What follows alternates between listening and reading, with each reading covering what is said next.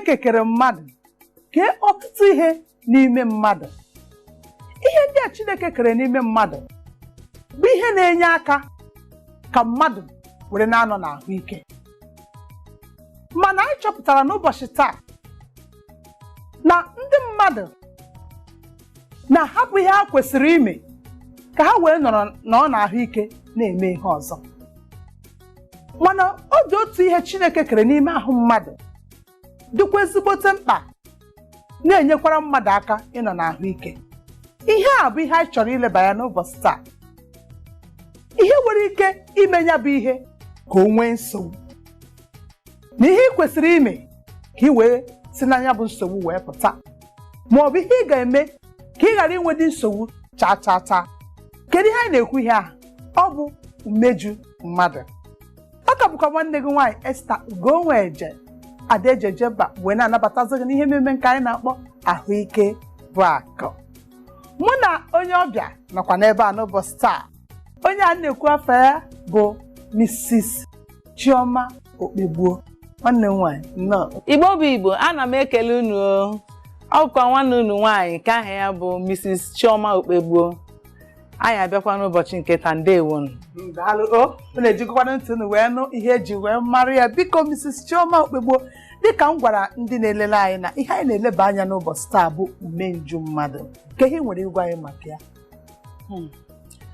Umenju mmadụ ọ dịkwa oke mkpa n'ahụ mmadụ, maka na onye kere eluigwe ka ala o kechere ya dose ya n'ụdị na ọ bụ ihe a ga na-elekọta anya ọfụma n'ihi na obere ihe mmetụ ya, obere ihe mmetụkere ya like this kpọm, nsogbu adịla. N'ihi na ọ dị na habiri. Ọ dị habiri, ọ dị bere. Mana onye kere eluigwe ka ala kekwere ya, mekwe ya n'ụdị ọ ga-adị mma na ihe obere ihe before ihe obere ihe ahụ eme ya. O nwere ihe a na-akpọ sac of the liver. Before ihe emetụ na that sac gafee na the main liver, na ọ ga-ete anya. Chineke ga-emene sac ahụ ebe ọ ga-esi n'ike. O siri n'ike, o siri ezigbo ike. O siri ike. Ọ ya bịa bụ ihe bụ igote umeju anụ. Ime ka ikpechapụrụ ya bụ ihe. Ị gaghị atariwie, ọ na-esi ezigbo ike. Ọ ya the sac of the liver. Chineke amakwa n'ihe. Ọ ya maka ọ maara na liver dị na pete. Bịa were ezigbote akwa nshiri ike sachie ya. Akwa ahụ ihe ọ na-eme ya iprotect ya maka ihe ọbụla ime the liver. Daalụ nnukwu. Liver a na-ekwukwa n'okwu ya, ọ dị ọ karịchara organ niile n'ahụ mmadụ. Yes, ọ ya the largest n'ahụ onye ọbụla. But ọ bịa nọ na aka nri. Ile anya n'ebe okpuru ara gị ebe a ka the liver nọ, n'aka nri gị ebe the liver nọ. Ebe a ka ọ na-anọ n'ime ahụ mmadụ. Ebe a ka ọ nọ n'ime ahụ mmadụ. Iji ahịa ji gote liver nke nna mama nke ewu, ị ga-ahụ na ọ dị reddish brown. Otu aka nke human being. Nke aka nke mmadụ dịkwa. Yes. Daalụ nnukwu. Kedu ihe kwana ya bụ umeju mmadụ? Ka ihe ọ na-arụ na kedu ọrụ ya n'ime ahụ mmadụ? Ọtụtụ ihe ka imeju mmadụ na-arụ. Ọtụtụ ihe ka ọ na-arụ n'ahụ anyị. Ofu n'ime ya bụ ọ na-ekpochapụ ụmụ dọtị nọ na ọbara. Ụmụ unyi dịgasị n'ọbara. Yes. O kpochapụ ya, ọ bịa mee ya that is sachiakwa ya again, ndị oyibo na-akpa purify. Bịa purify ya kwa the blood. Umeji akwa na-enyekwa mmadụ ike. Ọ na-eme mmadụ na-enwe ike. Ọ ya na-eme mgbe ụfọdụ mmadụ si gị n'ike na-agwụ ya. Ọ jeje mee cheke BP ya dị high. Asị na mkpụrụ obi dị mma. So ndị oyibo si na ọ na-produce energy. Then ya bụkwa na ihe oriri ndị ka carbohydrate, protein, ihe ọ na-digest kere wụ protein. Ịma anyị tikere ihe n'ọnụ ugbu a, ihe ọbụla itinye n'ọnụ gị, ebe mbụ nri ahụ na-aga ọ bụ na liver. Liver ga-ebu ụzọ bịa gberishie nke protein before ya bịa ga na ihe a eriri afọ nke ntakịrị bịa gaa na nke eriri afọ nke nnukwu bịazie anyụpụ ya na nshi. Ya bụ na ihe ọbụla mmadụ na-eri eri ma ọgwụ a na-aṅụ aṅụ ihe ọbụla si n'ọnụ banye mmadụ n'ime ahụ ọ ga-ejerịrị na ya bụ umeju. Umeju ewere ya megodu nke o ya eme n'ime ahụ mmadụ gbarie ya oke ọ ga through processing ebe ahụ tupu o wee banyezie n'ahụ mmadụ. O wee naanị ya bụ ihe ya bụ umeju na-arụ n'ahụ mmadụ. No, ihe ọzọ na-emekwa awụ ọ na-ehepụ, ọ na-enye aka. O nwere ihe a na-akpọ n'okwu bekee gallbladder. Na-ehepụ the gallbladder na digestive system eme ka iri ka ọ gbazie ọfụma. So iri ahụ iricha ya ọ bịa ma absorb, o mechaa absorb ọ bịa hepụ ya iri ahụ digest ya ọfụma. Ọtụtụ ihe bụ ihe liver na-eme n'arụ anyị n'ime ahụ mmadụ. Daalụ nnukwu. Ya bụ na gị bụ onye na-enene anyị kịta ịghọtagodo ihe a na-akọwa maka umenju mmadụ a. Chineke machasịara ihe maa ya nke na ya na Chukwu kere igwe n'ụwa ka ọ bụ bịa kechasịa umenju a.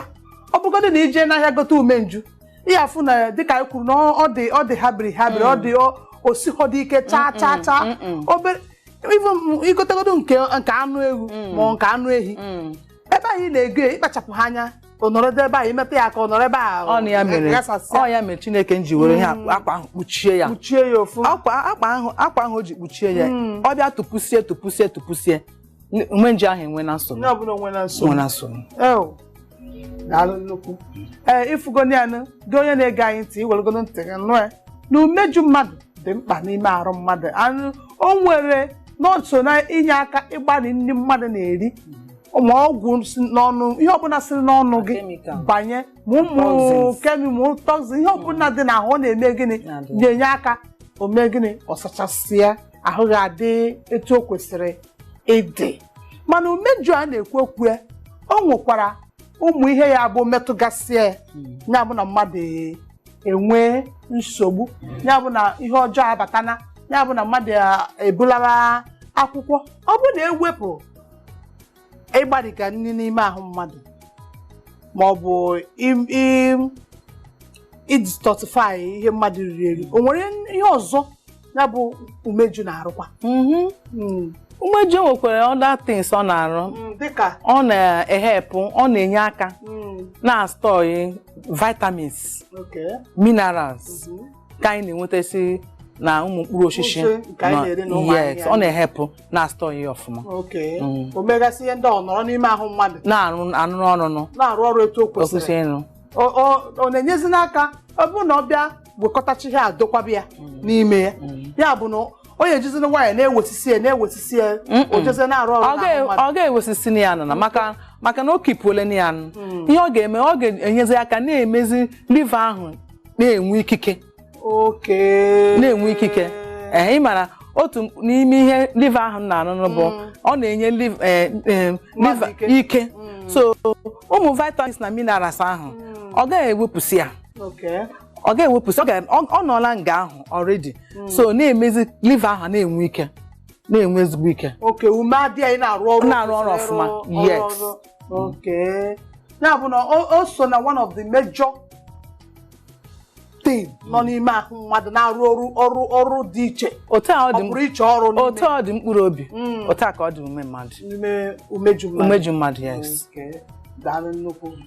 O nwere ihe dịka anyị kwugasịrị na ihe eje rụtụkwara anyị aka na ihe nwere ike ma ọ bụ ọrịa nwere ike imetụta umeju mmadụ onwe nso ụmụ ọrịa dịgasị iche iche. Ndewo nwanne m nwaanyị. Ụmụ ọrịa dịgasị iche iche na-emetụ umeju a mbụkwa nke nwụ ome otu a ndị ụlọ ọgwụ asị gị na onwetezi ọgwụgwọ na ọgwụgwọ ya adịzighị again maka na akwa ahụ eji kpuchie ya onye nwaanyị ji kpuchie ya akwa ndọkachi ya ugbu a ịkwa ya ọ ga-arụbu otu ahụ.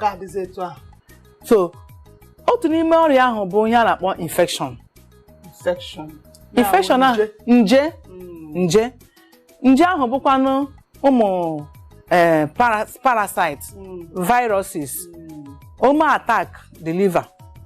Ọ na-abịa tru nri anyị na-eri, mmiri anyị na-aṅụ. Nri ahụ bụkwanụ dịka otu a na ịga, o nwere sọ ụmụ nwaanyị ha ga-aga ahịa, ha na-ele anya na ego nji n'aka na ohi nne abịa kpọsa tomato nke a na-enu enu rere bịa kpọsa ose nke a na-enu enu. Enwere ike nke a nuru enu a na-ere ya 50 naira n'ihi na ohiri nne, bet ha amaghị na nje abanyela ya. Akpọsakwana nke obere ere ya 100 maọbụ 200, nke ahụ nje abaghịbe ya. Iburu tomatoes ahụ jee kwọọ, ịma na ịkwọkọtachala nje ahụ niile, irie ya ọ bịa ma affect the liver. Ịma na okwu ka ị kwuru ebe a, o nwere ndị na-eme ịfụ nke anyị na-enu enu, ọtụtụ n'ime tomato ahụ anọ na mkpụrụ abalị ole ma ole n'ime ihe a na-awụ ya n'ime.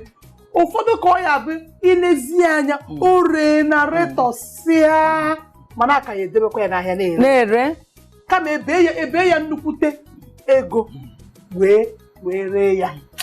Anyị ga-abịakwa ka anyị gagotekwa obere ezumike. Biko, ebe ọ bụla ị nọ, nọsikwa ike.